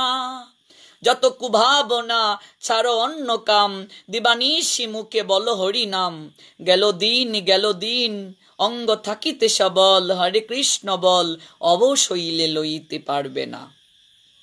যত কুভাবনা ছাড়ো অন্য কাম, যত কুভাবনা রয়েছে, যত কুচেতনা রয়েছে, যত কুভাবনা ছাড়ো অন্য কাম, দিবানিশি মুখে বলো হরিনাম। গেল দিন, দেহ তাকিতে সবল হরে কৃষ্ণ বল, অঙ্গ অবশইলে লইতে পারবে না। তো দেখুন, অবতীর্ণ দয়াল এলেন নদিয়াপুরে, দিতে হরি নাম প্রতি ঘরে ঘরে। গৌর আসলেন, নিতাই আসলেন, দুটি ভাই প্রতিটা ঘরে ঘরে হাতে ধরে পায়ে ধরে জনে জনে নরে নরে গ্রামে গ্রামে এই মধুর নামকে ছড়িয়ে দিলেন। ভবিষ্যৎবাণী করে গিয়েছিলেন, পৃথিবীতে আছে যত নগর আদি গ্রাম সর্বত্র প্রচারিত হইবে মোর নাম। আজকে সেই নাম সমস্ত বিশ্বে প্লাবন বইছে। পাশ্চাত্যবাসীও সেই কৃষ্ণ নামে মাতুয়ারা হচ্ছে, সেই নামে প্লাবন বইছে। একসময় শান্তিপুর ডুবু ডুবু নইদা বেসে যায়, প্রেম কলসে কলসে বিলায় তবু না ফুরায়। আজ সমগ্র বিশ্বে সেই কৃষ্ণ নামের কৃষ্ণ প্রেমের প্লাবন বইছে। আমরা কেন সেই মধুর নাম থেকে দূরে থাকব? আমরা কেন সেই কৃষ্ণ প্রেমের প্লাবনে গা ভাসাবো না? এমন গৌরাঙ্গ বিনে নাহি আর হেন অবতার হবে কি হয়েছে, হেন প্রেম পরচার দূরমতি অতি পতিত পাষণ্ডী প্রাণে না মারিল যারে, হরিনাম দিয়া হৃদয় সুধিল যাছি গিয়া ঘরে ঘরে। আমাদের কর্তব্য ওই নামের সঙ্গে সম্পর্ক স্থাপন করা, ওই গৌর চরণে নিতাই চরণে আত্মসমর্পণ করা। ওই গৌর চরণে যদি আমরা সমর্পিত হতে পারি, কলিহত জীবের আমাদের আর কোনো দুঃখ থাকবে না।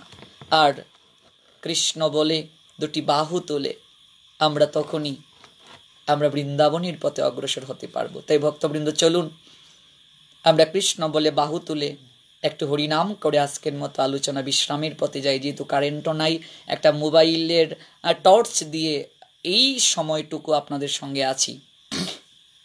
কৃষ্ণ বলে বাহু তুলে নাচরে ভাই পথে পথে, একবার কৃষ্ণ বলে বাহু তুলে নাচরে ভাই পথে পথে, একবার কৃষ্ণ বলে বাহু তোলে নাচরে ভাই পথে পথে, একবার কৃষ্ণ বলে বাহু তোলে নাচরে ভাই পথে পথে। নয়নে হেরো সদা কৃষ্ণ, বদনে বলো সদা কৃষ্ণ, নয়নে হেরো সদা কৃষ্ণ, বদনে বলো সদা কৃষ্ণ। ও কৃষ্ণ নামের তরি দিয়ে চলে যাব বৃন্দাবনে, কৃষ্ণ নামের তরি দিয়ে চলে যাব বৃন্দাবনে। কৃষ্ণ বলে বাহু তোলে নাচরে ভাই পথে পথে, একবার কৃষ্ণ বলে বাহু তোলে নাচরে ভাই পথে পথে।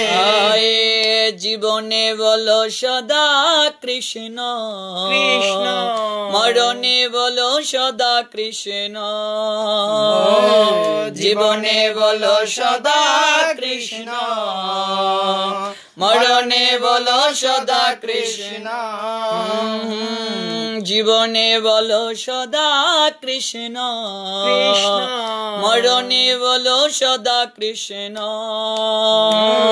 জীবনে বলো সদা কৃষ্ণ, মরণে বলো সদা কৃষ্ণ। ও কৃষ্ণ প্রেম উদয়ে হলে ত্রিতাপ জ্বালা দূরে যাবে, ও কৃষ্ণ প্রেম উদয় হলে ত্রিতাপ জ্বালা দূরে যাবে। কৃষ্ণ বলে বাহু তোলে নাচরে ভাই পথে পথে, একবার কৃষ্ণ বলে বাহু তোলে নাচরে ভাই পথে পথে।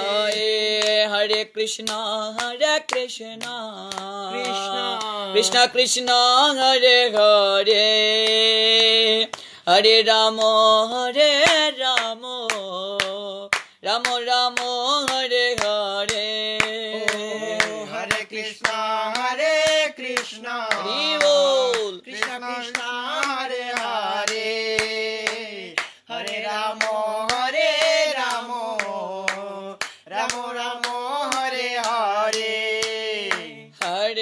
Krishna Hare Krishna Krishna Krishna Hare Hare Hare Ramo Hare Ramo Ramo Ramo Hare Hare Hare Krishna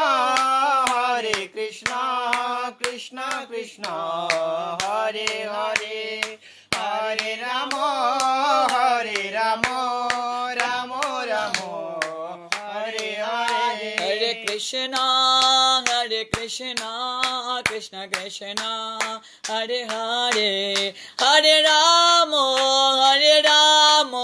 Ramo Ramo Hare Hare Hare Krishna Krishna Krishna Hare Hare Hare Ramo